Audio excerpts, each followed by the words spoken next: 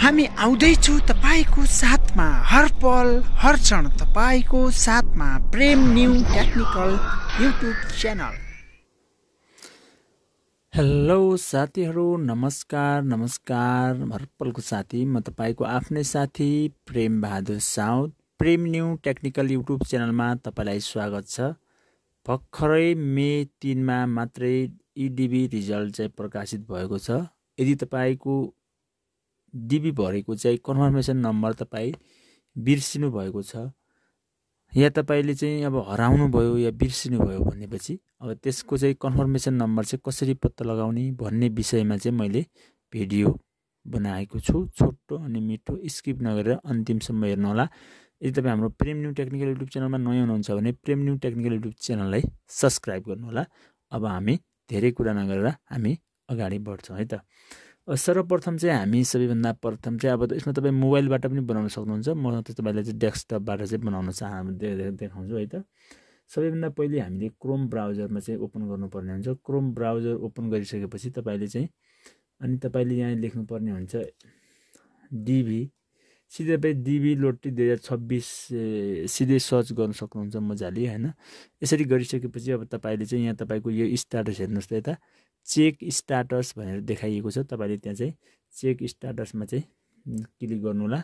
Click गरिसकेपछि यसरी त्यो ड्यासबोर्ड चाहिँ खोल्नेछ। यसरी खोलिसकेपछि यहाँ तपाईले चाहिँ देख्न सक्नुहुन्छ कन्टिन्यूमा चाहिँ क्लिक गर्नु होला।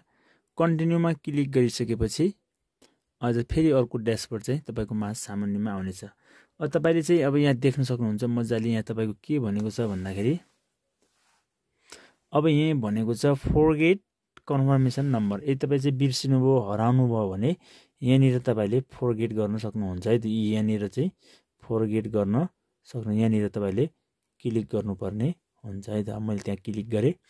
अब क्लिक गरिसकेपछि अब यहाँ तपाईको चाहिँ केही भेरिफाई डेटाहरू मागिरहेको छ। त्यो डेटा चाहिँ तपाईले त्यहाँ राख्नुपर्ने हुन्छ। अब तपाईले त्यो डेटाहरू चाहिँ यहाँ मिलाएर राख्नुपर्ने हुन्छ है त। अब सबैभन्दा पहिले चाहिँ नेमहरू मागेको छ। यसले स्क्रल गरौँ अहिले तर। अब तपाईको डिबा कुन हो त? 2026 को हो नि हैन। 2026 को हो भने यसमा चाहिँ तपाईको चाहिँ लास्ट फ्यामिली नेम। अब तपाईको लास्ट फ्यामिली नेम चाहिँ के छ त्यो चाहिँ तपाईले राख्नुपर्ने हुन्छ है त। अनि त्यसपछि तपाईको चाहिँ ओके, यहाँ चाहिँ सबै मैले चाहिँ आफ्नो चाहिँ फर्स्ट नेम पनि राखेँ। अनि त्यसपछि नि मिडल नेम, अनि त्यसपछि नि मिडल नेम तपाईको छ भने मिडल नेम पनि राख्नुपर्ने हुन्छ। फर्स्टमा चाहिँ तपाईको जात राख्नुपर्ने हुन्छ। त्यसपछि तपाईको फर्स्ट नेम के हो, तपाईको नाम के हो त्यो राख्नुपर्ने हुन्छ। त्यसपछि अन्तिममा मिडल नेम चाहिँ के हो त, अब तपाईको मिडल नेम राख्नु। त्यसपछि फेरि स्क्रल तर गर्यो भने तपाईले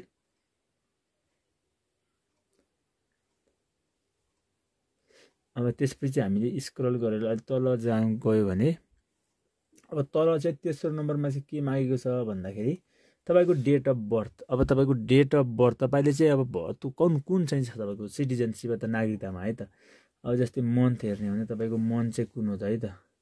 अब यसमा तपाईले आफ्नो मन्थ चाहिँ राख्नुपर्ने हुन्छ है त। यसमा मन्थ राख्नुपर्ने हुन्छ।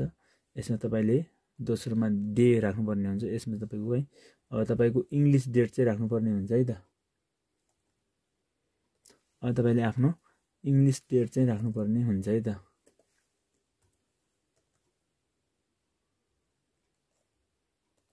ओके, यसरी अब यहाँ चाहिँ तपाईले आफ्नो डेट राख्नुभयो। त्यसपछि तपाईले चाहिँ इमेल नम्बर चाहिँ कुन राख्नु भएको थियो सुरुमा चाहिँ तपाईले चाहिँ इमेल भर्दाखेरि चाहिँ कुन इमेल राख्नु भएको छ त्यो इमेल चाहिँ यहाँ चाहिँ दिनुपर्ने हुन्छ है त। अब यहाँ इमेल राख्ने है त। अब तपाईले आफ्नो इमेल चाहिँ राख्न सक्नुहुन्छ मजाले। त्यो इमेल तपाईको चाहिँ फेरि चाहिँ लगइन भएको हुनुपर्ने छ, तपाईको साथमा आउनुपर्ने छ।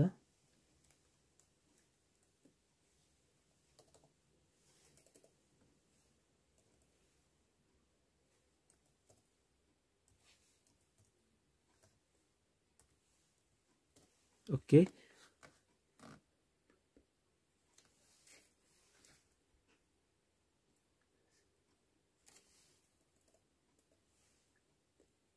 गल्ती भएछ। एकचोटि तपाईले आफ्नो हानेको इमेल चाहिँ ठिक छ कि छैन भनेर तपाईँले एकचोटि चेक गर्नु होला र चेक गरिसकेपछि अब अलि तपाईँलाई स्क्रोल डाउन गरिसकेपछि तल फेरि चाहिँ यहाँ एउटा चाहिँ अथेन्टिकेसन भन्ने चाहिँ एउटा चाहिँ क्याप्चा दिएको छ यहाँ।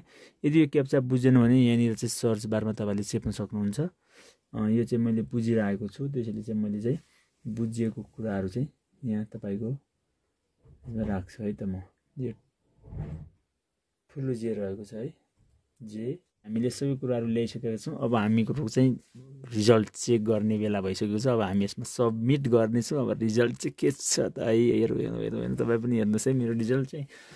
ओ माई गड, आँखा निदाएको छ है, मैले आँखा बन्द गरेर हेरिरहेको छु है। Okay, oh no my God,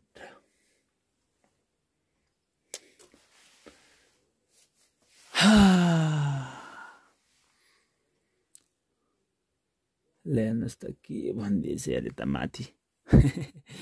has not been selected, sorry.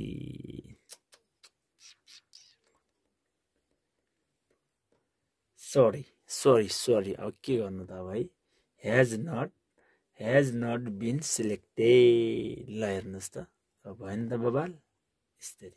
यदि तपाईँको चाहिँ तपाईँको कन्फर्मेसन कोड बिर्सिनु भएको छ भने यसरी तपाईँले निकालेर हेर्न सक्नुहुन्छ है त। कस्तो लाग्यो कृपया हाम्रो भिडियो अन्तिमसम्म हेर्नुभएकोमा तपाईँलाई धेरै धेरै धन्यवाद छ। अहिले हामी छुट्टिन्छौँ, बाई। र म तपाईँलाई फेरि अन्तिममा जाँदा के भन्न चाहन्छु भन्दाखेरि तपाईँको EDB चाहिँ successful, good lock, best of lock, by. र पढ्नुहुने महानुभावहरूलाई चाहिँ हामी गुड लक र शुभयात्रा भन्न चाहन्छौँ है त। Thank you, by.